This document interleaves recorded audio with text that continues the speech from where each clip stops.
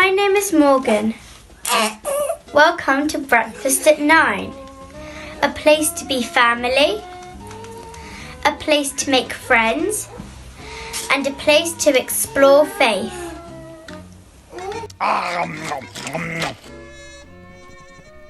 Well, good morning. Let me add my greeting to that of Morgan from our welcome slide.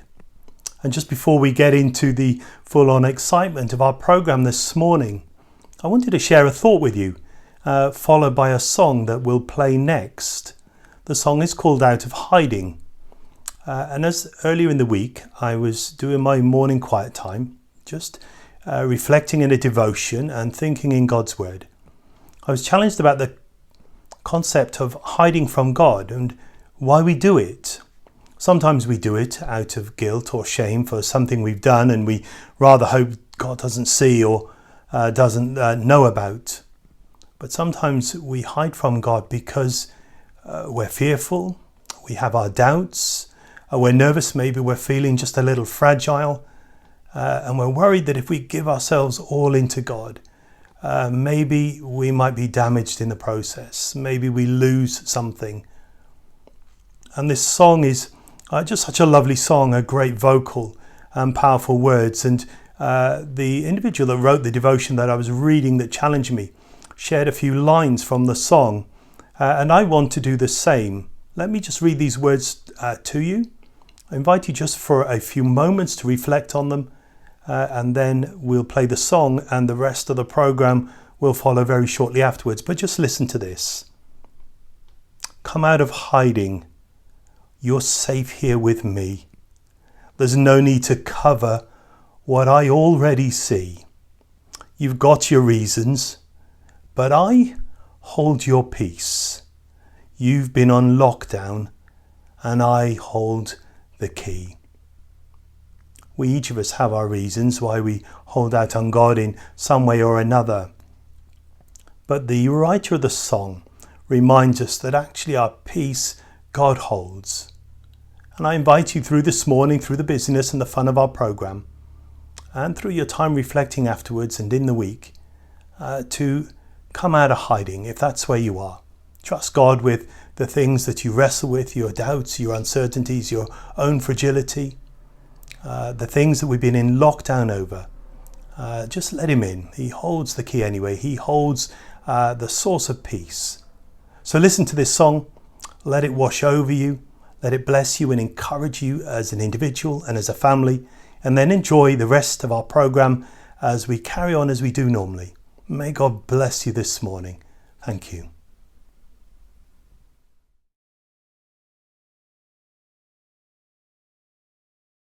Come out of hiding, you're safe here with me. There's no need to cover what I already see. You've got your reasons, but I hold your peace. You've been on lockdown, and I hold the key. 'Cause I loved you before you knew what was love, and I saw it all. Still I chose the cross, and you were the one that I was thinking of when I rose from the grave. Now rid of the shackles, my victory's yours. I tore the veil for you to come close. There's no reason to stand at a distance anymore. You're not far from home, and I'll be your lighthouse when you're lost at sea. And I will illuminate everything. No need to be frightened by intimacy. No, just throw off your fear and come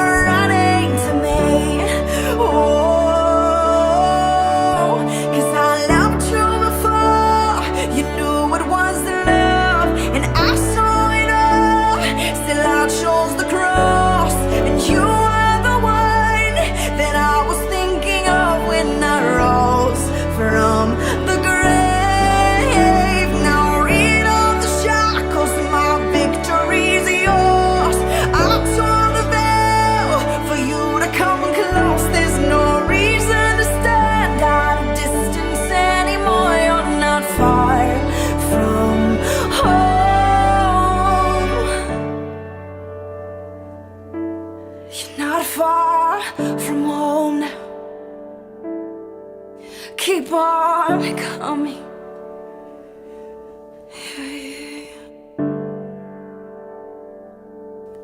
And oh, as you run, what hindered love will only become part of the story. And oh, as you run, what hindered love will only become part of the story. And oh, as you run, what hindered love will only become part of the story. And oh, as you run, what hindered love will only become part of the story.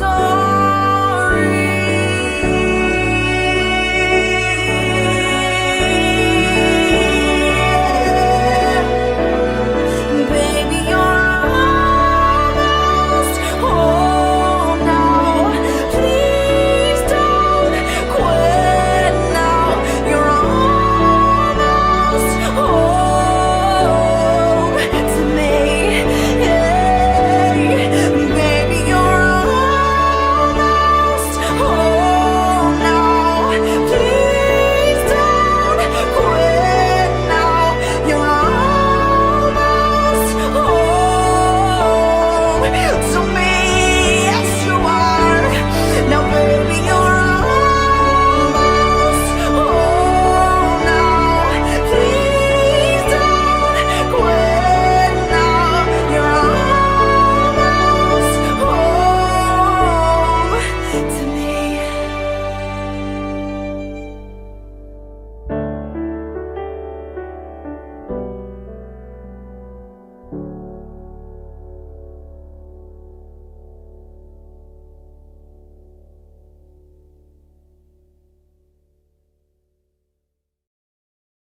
Hashtag both baptizing.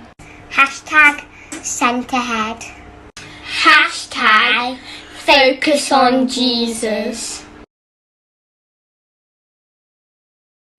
More of him, less of me.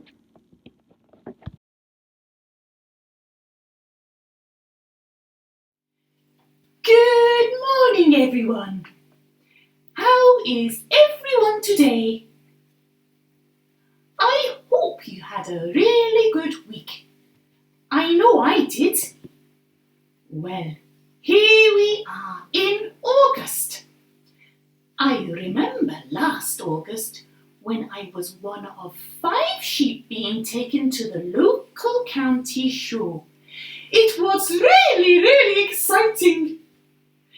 Texel, Romney, Herdwick, Lunk, and myself were chosen to be shown to you humans at our county show. There were lots of you watching us. I expect it's because sheep are so beautiful. Yes, I expect that's it. Anyway, there was a stepped platform, see, like they have at the Olympics when they hand out the medals. Only there were 5 places on this platform, and each of us in turn would be brought out by the shepherd and put on one of these platforms so that all the people could see us and learn about us. But I remember before this started that we sheep were having a bit of an argument as to who gets to go on the top platform. We all wanted to because it was the best place. And if you were on top, you felt most important.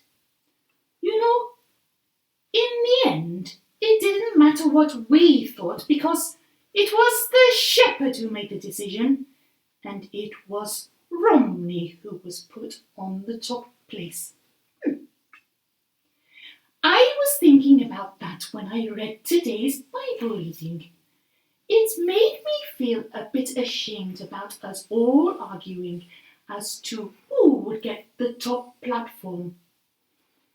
In our story, we we see how John the Baptist thought very differently to us. He said about Jesus, he must become more important while I become less important. He didn't want to be important. He didn't want to be above others. He just wanted people to see how important Jesus was, and for people to give Jesus all the praise and glory. I like John the Baptist. So, listen to our Bible reading and the talk afterwards as we learn more about this. And I hope you enjoy the rest of Breakfast at 9. Bye then. See you next week. Jesus and John. After this, Jesus and his disciples went to the province of Judea, where he spent some time with them and baptized. John also was baptizing in Edmonds, not far from Salem, because there was plenty of water in that place. People were going to him, and he was baptizing them. This was before John had put in prison. Some of John's disciples began arguing with a Jew about the matter of ritual washing. So they went to John and said, "Teacher, you remember the man who was with you on the east side of the Jordan, the one you spoke about? Well, he is baptizing now, and everyone is going to him." John answered, "No one can have anything unless God gives it to him. You yourselves are my witnesses that I said, I am not the Messiah, but I've been sent ahead of them. The bridegroom is one to whom the bridge belongs, but the bridegroom's friend who stands by listening is glad when he hears the bridegroom's voice.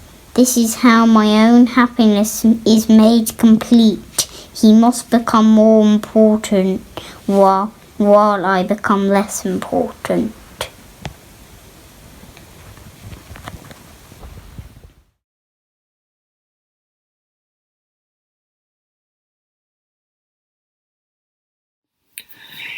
In our reading this morning, we see John the Baptist is continuing to baptize people. But you know what? He's not the only one. Because we see some of his followers coming to him and telling him that Jesus is also baptizing people. They don't seem particularly pleased about it. That's John's job. What does Jesus think he's doing?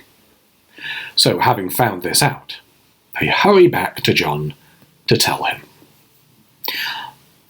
I'm not sure what they expected John to say about this. Maybe they thought he would be as cross about it as they were. Maybe they thought John should go and have a word with Jesus about it. Or maybe they were a bit puzzled as to why Jesus seemed to be doing the same thing as John, and were looking for John's take on this. But what is clear by their reaction is that they didn't really understand who Jesus was. They were still a bit confused at this point. You know, lots of people today don't really understand who Jesus is. They've heard of him. They might have heard stories about him at school or at Sunday school. They might even go or have gone to church and heard about him. But they don't really understand who Jesus is. Some people think he was a religious teacher. Well, he was, but not just a teacher. Some people think he was a man who did amazing miracles. Well, he did, but he is much more than just that. Some people think he was just a good man. Well, he was a good man, but he was much more than that too. The followers of John were still a bit confused about Jesus, but John wasn't, and John explained it to them.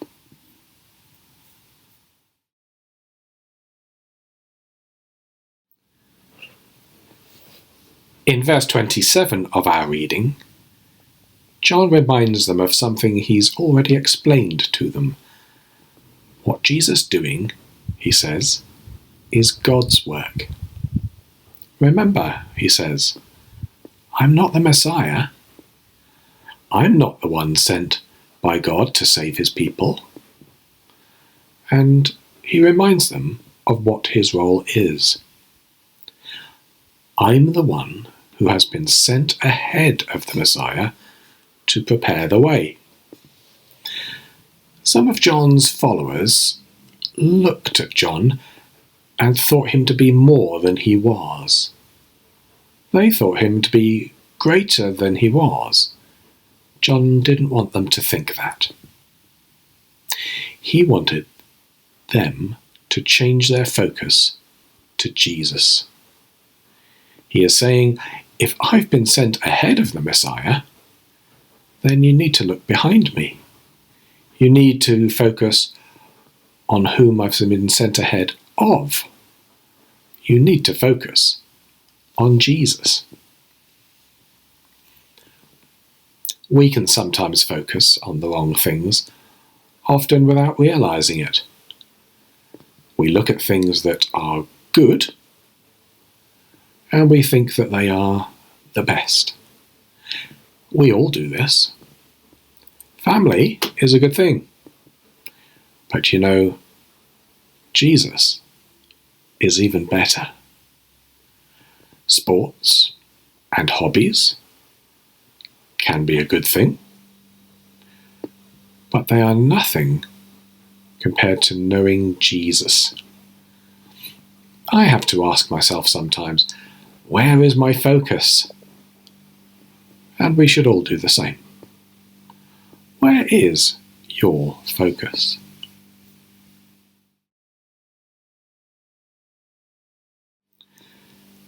Because, as we see in our reading today, our focus should be on Jesus. John gets it spot on when he explains this to his followers. He says to them, he must become more important, while I become less important. John knew that what he was doing, what God had sent him to do, was important. But he knew too that his job was to get people to look at Jesus.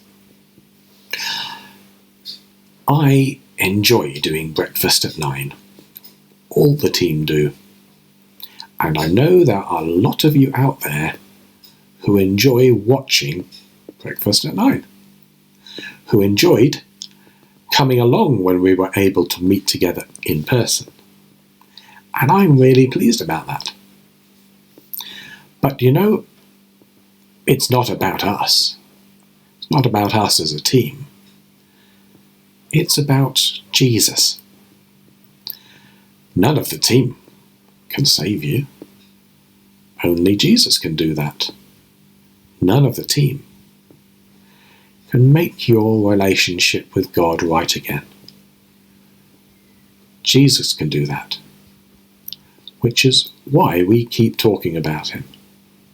We keep looking at his life and how he longs to have that special relationship with you. The Breakfast at 9 team can't forgive all the wrongs you've done. But Jesus can. You see, Jesus is the important one. John knew it, and he kept explaining it to his followers. We can sometimes forget this too. In the busyness of life, with all the demands fighting for our attention, with all our worries and concerns. But let's remember this morning, Jesus must become more and more important in our lives. You know, our closing song today is a bit different than the ones we usually use to close. It's a really old hymn. Very old-fashioned, but I love it. Listen very carefully to the words, because it explains how Jesus must become more and more important in our lives.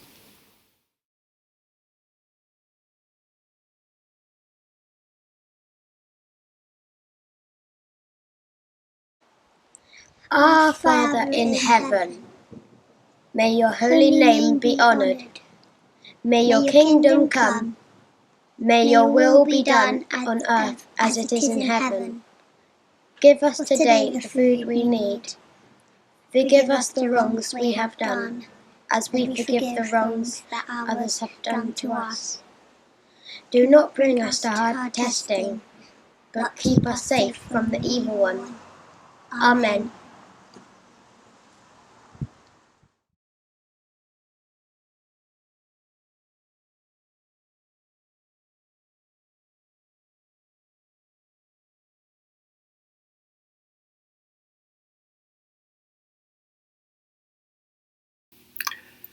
Morning. We've got a couple of songs to sing now. They're both ones that we've sung before, so you might well know them. The first one we're going to sing is One Way Jesus, and the one after that is Our God is a Great Big God. Hope you enjoy them.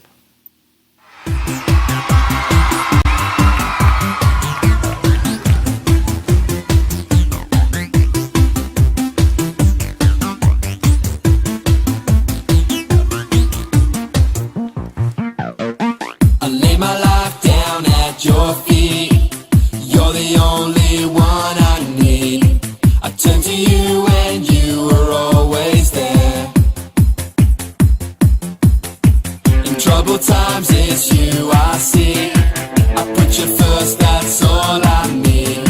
I humble all I am, all to you. One way, Jesus, you're the only one that I could live for. One way, Jesus, you're the only one that I could live for. You're the only one, you're the only one, you're the only one that I could live for. You're the only one, you're the only one, you're the only one that I could live for. You were always, always there, every how and everywhere. The grace abounds so deeply within me. You will never ever change. Yesterday, today, the same. Forever till forever meets no end. One way, Jesus, you're the only one that I could live for. One way, Jesus, you're the only one that I could live for. One way, Jesus, you're the only one that I could live for. One way, Jesus, you're the only one that I could live for. Are you having fun? Well, what we're going to do now is we're all going to get down nice and low. That's it, how low can you go? And we're going to sing, you are the way, the truth and the life. Come on, let me hear you. You are the way, the truth and the life. We live by faith and not by sight for you. We're living all for you. Up a bit higher. You are the way, the truth and the life. We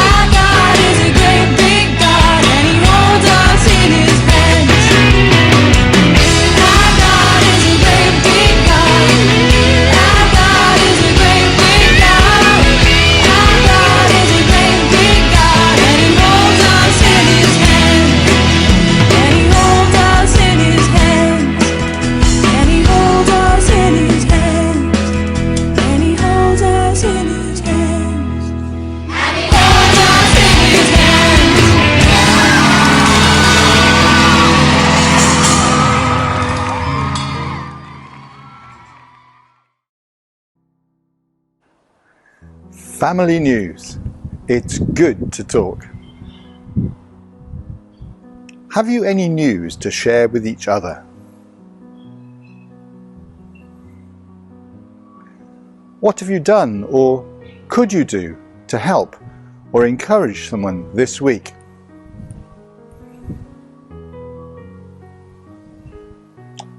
What are you celebrating today or in the coming week?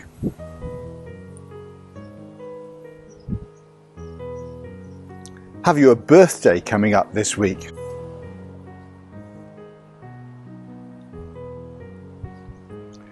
Is there anything you would like us to pray for? You can contact us at breakfast@freshbrook.org.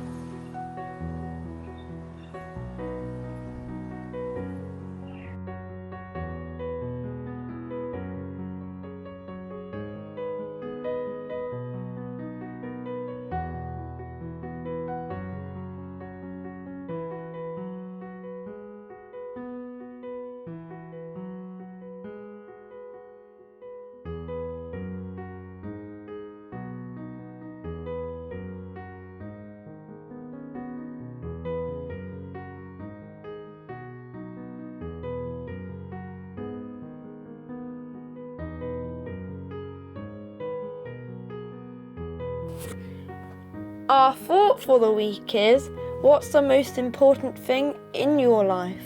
Our first for the week is, let us keep our eyes fixed on Jesus, on whom our faith depends from beginning to end. Hebrews chapter 12 verse 2.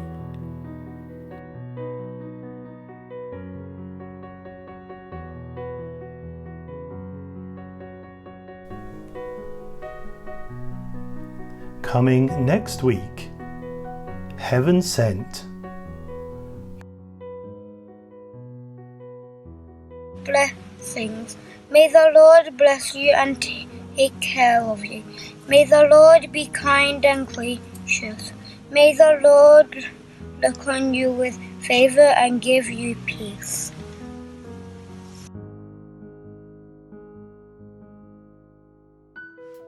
Do you have questions about God and life, meaning and purpose?